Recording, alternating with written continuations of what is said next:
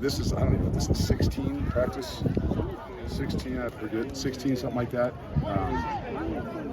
And I think that for me, and just taking a glimpse of it so far, I mean, that's what we're looking for, to be honest. You know, guys are tired, guys are mentally drained, but they went out there, they competed. There's a lot of things we can do a hell of a lot better, but I think more than anything, the ability to compete with each other, the ability to still enjoy what you're doing, take advantage of this opportunity, it was exactly what we want.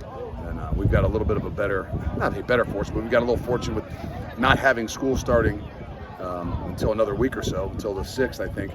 So we've got a chance this next week to, you know, give them a day here to relax a little bit, but then be able to use this next week where we can still kind of be in some camp mode, where we can keep them here. We can do some things later at night because they don't have school and things. So I think this is going to be another big step for us to kind of shift gears into another little phase of what we're doing to still grow, because we know we got a long way to go. There's a lot of things we've got to get better at and do and come together with. But this next week is going to give us an opportunity to do some of those things a little bit different. So it's not the end of camp. I want to make sure they understand, like, it's not the end. It's not like that old school day where you're end of camp, you got 48 hours and go let loose. It's kind of like, hey, we've got a little time here. We're going to use this next week really, really well. And that end of camp might be in the middle of the week, which I think is always a little bit better. There's hopefully not as much going on around here. So good place. I think obviously we got to get healthy in some situations, but all in all, really like where we are. I was going to ask about the injury with Jake.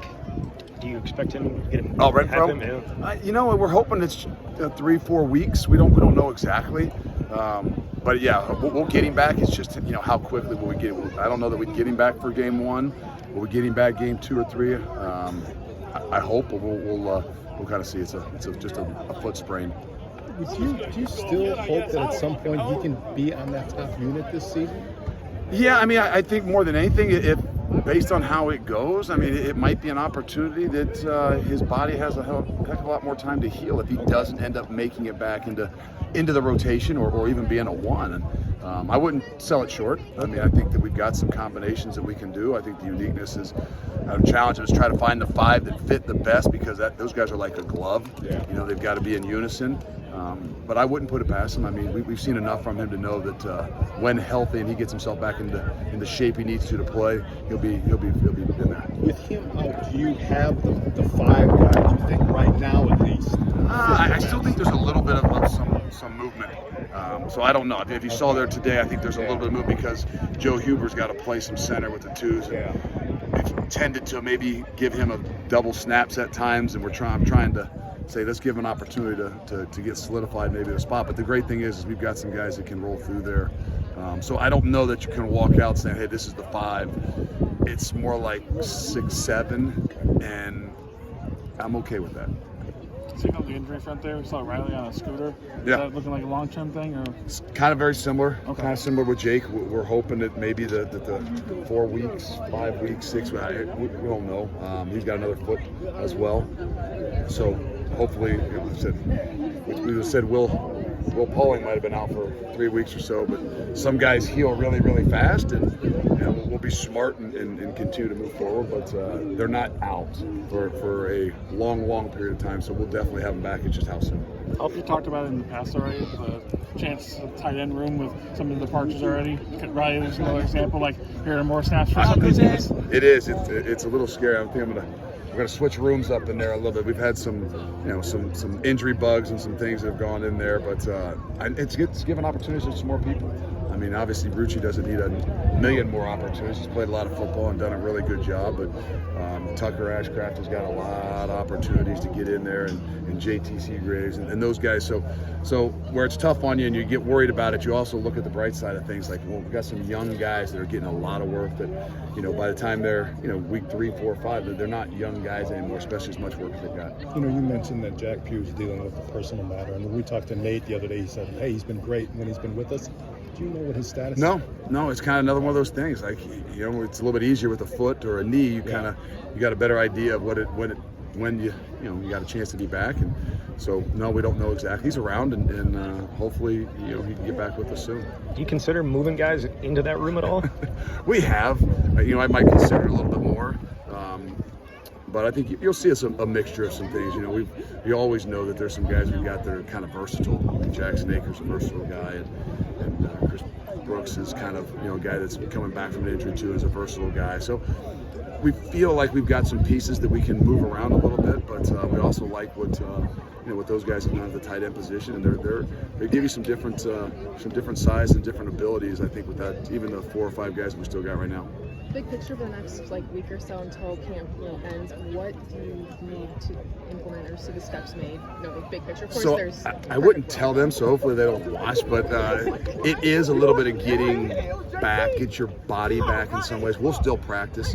We won't do as much of this ones-on-ones and these situations where they're always competitive, but it will be maybe some more exchange stuff, some stuff where we're a little bit shorter spurts. So in a way, they're still training themselves and their bodies to play the game of football, but in some ways getting back and challenging the mind, I think, in this next week a lot more.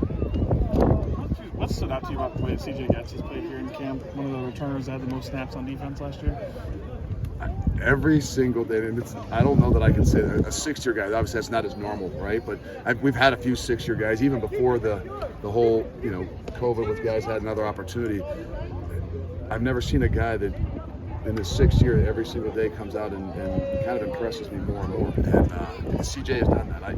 I don't know what I thought from the spring, you know, because I think he was in and out a little bit in the spring, and then from fall camp on, I mean, a 6-year guy that hasn't missed a practice, hasn't missed anything, has been up in the front. I mean, like, and every day has gotten better and shown me a lot of different things. Like, he is a really, really good football player, and I think he's going to have a hell of a year. You talked about Travion Blaylock before and just the unique challenges he has, being a father, balancing everything like that. Do you do anything for guys like that? I know you've had fathers in the past on your team. Do you try to help those guys out? Well, we try to do it before that. So Sure. we try to bring them over to the house and get them aware that this is what chaos really looks like. Like, you think football game is chaos and practice is chaos. Go over to my house and experience that. So he's obviously got firsthand experience of that. So no, I mean, I think it's, you know, sometimes you take it for granted. He's so mature and he handles his business so well, and you got to remind yourself sometimes just to check on him and make sure everything's good. And so, you know, some of these situations where, hey, we got to stay here to eat, or hey, you can't go home, like, he might be a little bit different, and hey, you've got some flexibility, whatever you need to do, because he can handle it. You still waiting to hear on that? Got a waiver? Yeah, we don't know. There's, I don't know, a 10-day process or something. I don't know where exactly we are, but you see him. He's in there. He's doing a really good job, and he's getting adapted to all the things that we do, and hoping for the best. We've seen CJ, we've seen Bryson, we saw Chim today make plays. Has that kind of been the same way it's been since practice was closed? Yeah. We bring that up. Yeah, no, it has. I mean, I think the unique thing is if you really are here every day, and you kind of, it always goes in waves, right?